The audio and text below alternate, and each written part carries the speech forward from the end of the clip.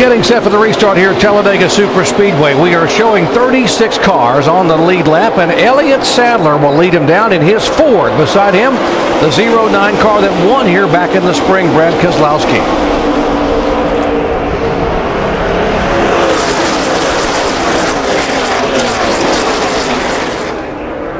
Two by two trying to come up to speed there. You see 29 cars possibly lead for the first time today. Little Roush Fenway teammate shove, a little push and helping each other. The 16 and 17 of Biffle and Kinza.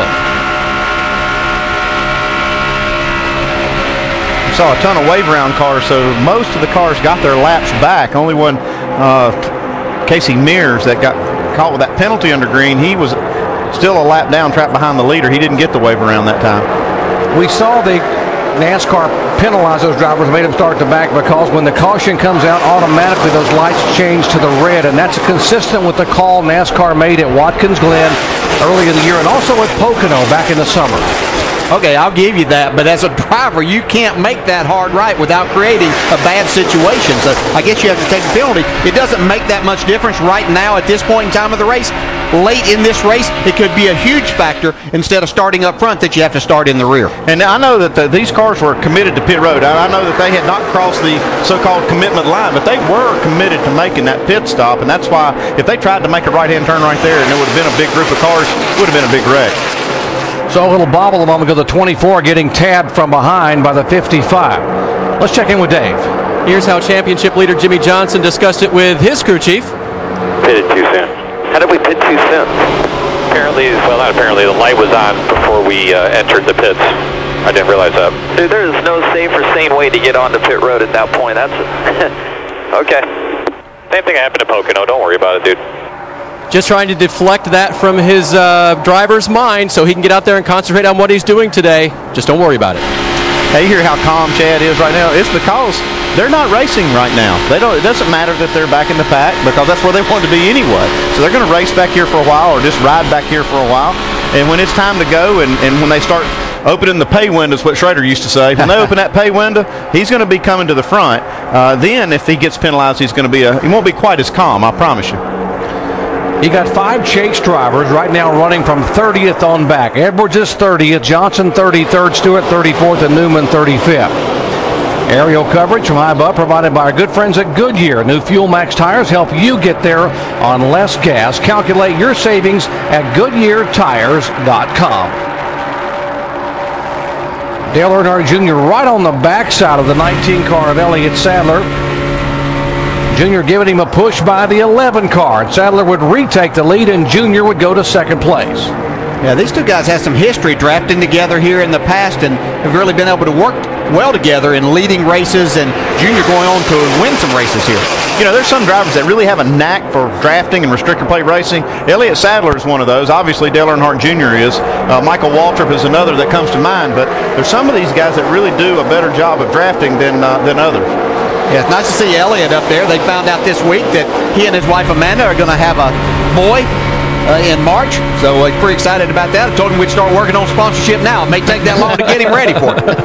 Shannon. I can tell you about some people that are excited. The fans down here, as they see that 88 pushing the 19 right now. Elliott Sadler, we've mentioned several times, running a Ford. He said he has definitely learned some things this weekend that will help that team when they go to Daytona. He said working in the draft, temperatures, oil, and water. And of course now, he's learning how that car works up front. Dave? Shannon, I know you heard the crowd right there. That is because the 88 is back in the lead at Talladega, and the folks here love it. Remember that this week, his crew chief, Lance McGrew, was told that he would be the guy for 2010 that would be directing Junior's effort. And as Lance told me this morning, if Mr. Hendrick thinks I can do it, well, then by golly, I think I can do it, because he's the smartest man in motorsports. And right now, Junior, as usual, looking like one of the smartest guys in a restrictor plate race. Dave, Junior Nation on their feet that time, Bob, with the 88 car back up front at Talladega. And how about the guy running second? 45-year-old Bobby Labonte driving the underfunded 71 car. Kevin Buckler on car, and look at Bobby hooked right on the back of Earnhardt Jr. Yeah, I think most of them were standing for Junior, but I think some of them are standing for Bobby Labonte, doing a great job in that car.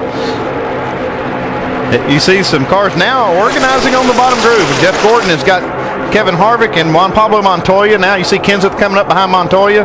We're starting to get a little more racy now. Well, you see Mark up there, Jeff Gordon. They said in the meeting yesterday, their team meeting, that when asked by Jimmy Johnson what they were going to do, they said, we're doing the opposite of what you're doing, man. So they're trying to they're up front, Jimmy's hanging out in the back. They got to find some way to catch Jimmy Johnson in this chase with just 4 races to go, including today. Now Jeff Gordon takes the lead. Harvick on the bottom of the racetrack. Now this is the Talladega we're used to, boys. Those tear-offs just being sucked off by the wind. And here comes the 11 car of Hamlin pushing Harvick by. Yeah, they said in practice on Friday he could push anybody fastest around this track. Now he decided he doesn't want to push anymore. He's going to the lead. And that will allow the train of the 24 and the 17 to come right back up on. Is there a bump on the 11 car right there to push him? See if a 24 backs off in the corner.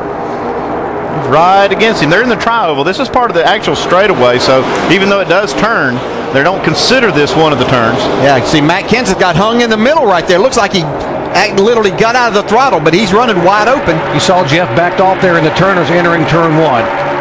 There's the 88 car on the bottom, and he is giving the 29 a push now, coming off turn 2 on the backstretch. You can see just how much 2 cars can make a huge difference staying tucked up together.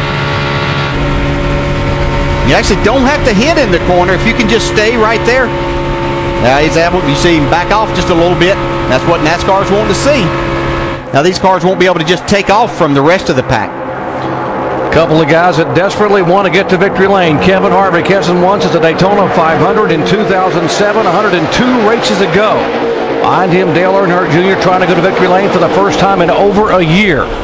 Yeah, I talked to Lance McGrew. You see just how tight Junior is tucked up behind Harvick. I talked to Lance McGrew, and he says, you can't run that close together for very long. If you're actually touching the guy in front of you, you can only do it for about a lap before you start overheating the engine because there's no air going in that engine whatsoever. This week, Lance McGrew went from interim crew chief to full-time crew chief of the 88 car. Great racing, Talladega style. 63 laps are complete.